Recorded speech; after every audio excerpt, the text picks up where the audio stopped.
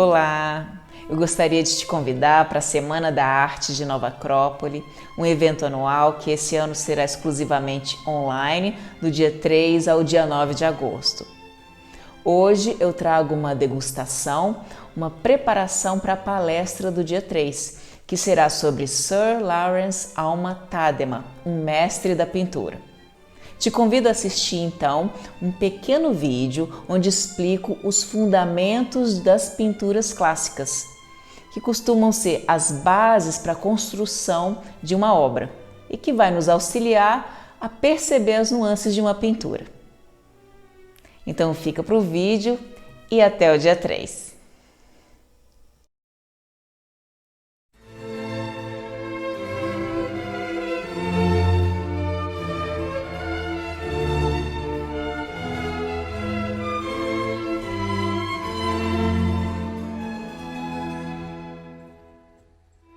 Disse o filósofo grego Aristóteles que a beleza é o esplendor da ordem. Dessa frase podemos tirar algumas reflexões, dentre elas que a beleza tem uma íntima relação com a ordem. E como ordenar para enfim chegar à beleza?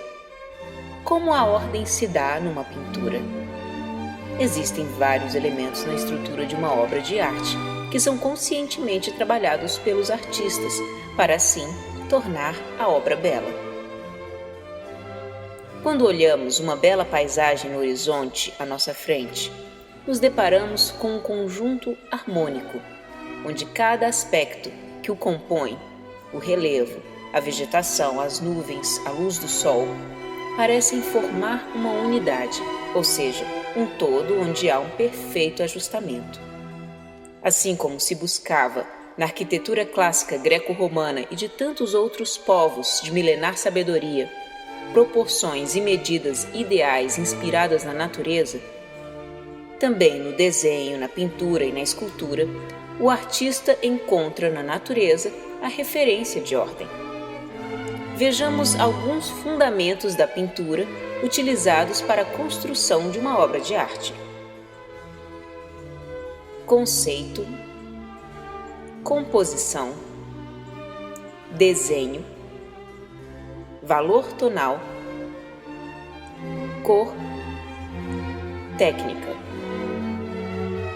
Fazendo uma analogia com a construção de um prédio, podemos associar o conceito à ideia do prédio, a composição à planta do prédio, o desenho à sua fundação, o valor tonal às paredes dessa obra, as cores ao acabamento, a técnica ao uso das ferramentas. Para iniciar a obra, o artista primeiro pensa sobre ela, ou seja, ele tem uma ideia a partir da qual todo o trabalho tem início. É a ideia que dá origem à obra. Na ideia está o assunto, o tema que será abordado. Há diferentes temas nas pinturas clássicas, dentre eles, religioso, histórico, mítico, simbólico, romântico, cotidiano. O tema religioso é o mais recorrente nas obras mais antigas. Descrevem passagens dos livros sagrados e retratam também personagens de destaque de cada religião. O tema histórico recria cenas de importância na história de um povo, cenas de guerras, batalhas, luta por causas políticas, posse de reis e tantos outros momentos que marcam a memória de um país. Os temas mítico e simbólico sintetizam histórias cheias de simbolismos, ensinamentos esotéricos e aspectos culturais imbuídos de muito mistério. O tema romântico aborda a relação do ser humano e a natureza. Suas reflexões diante do universo ilimitado e expressa seu estado contemplativo diante do Espírito Divino que se pressente na natureza.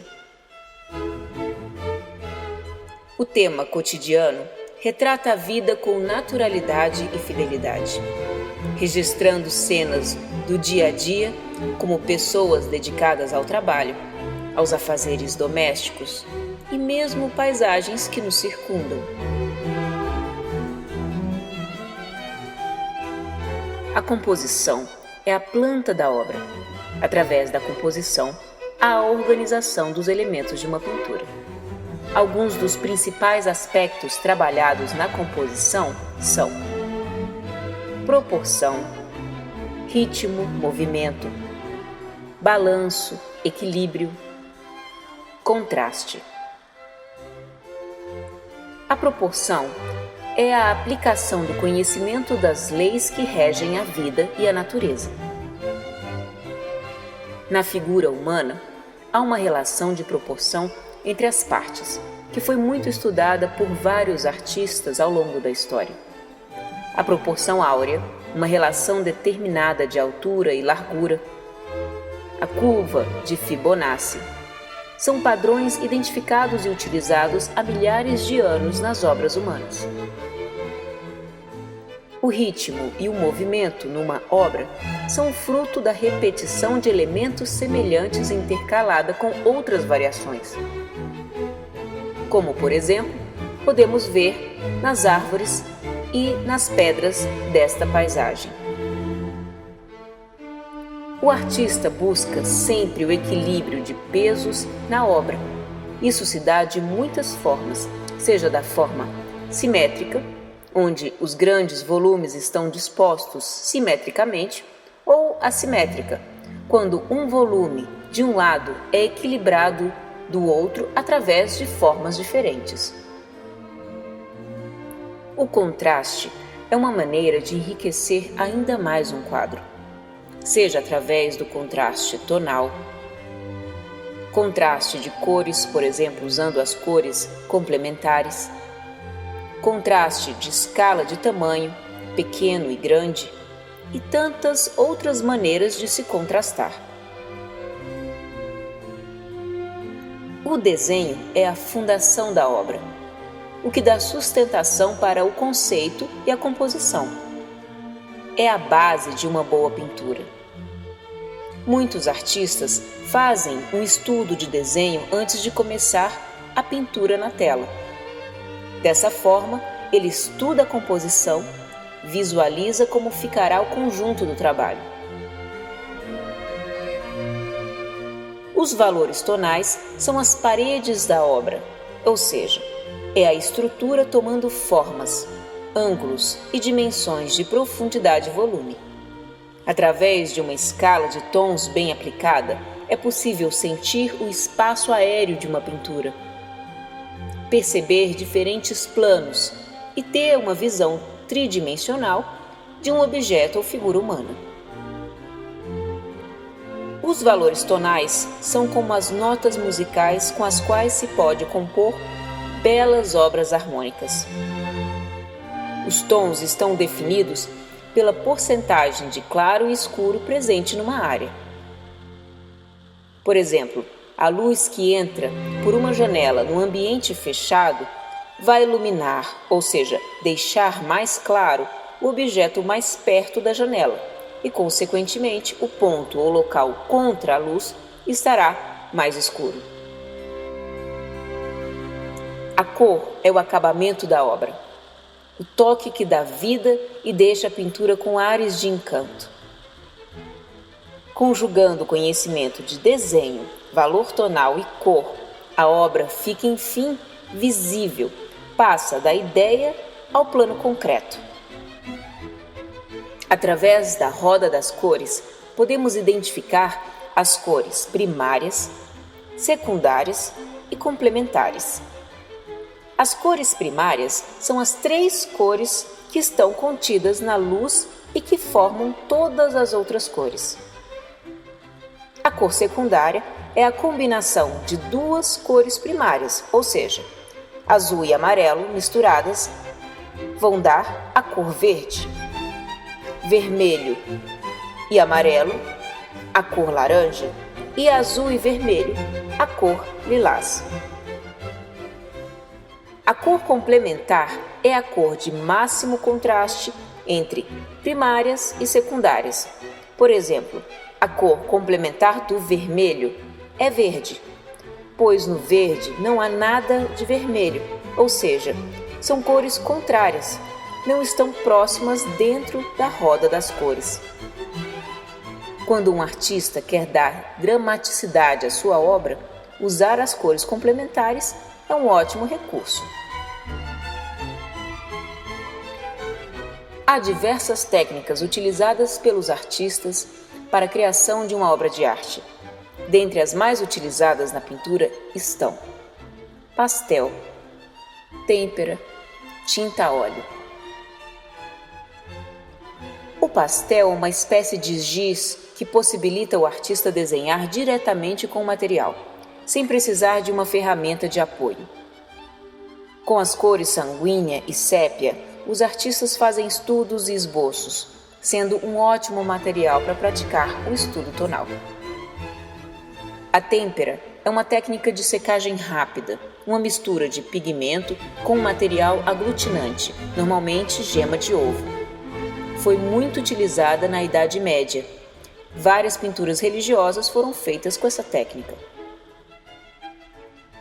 A tinta a óleo é o material mais flexível e difundido. Por ter secagem lenta e um brilho muito peculiar, possibilita ao artista trabalhar com mais realismo.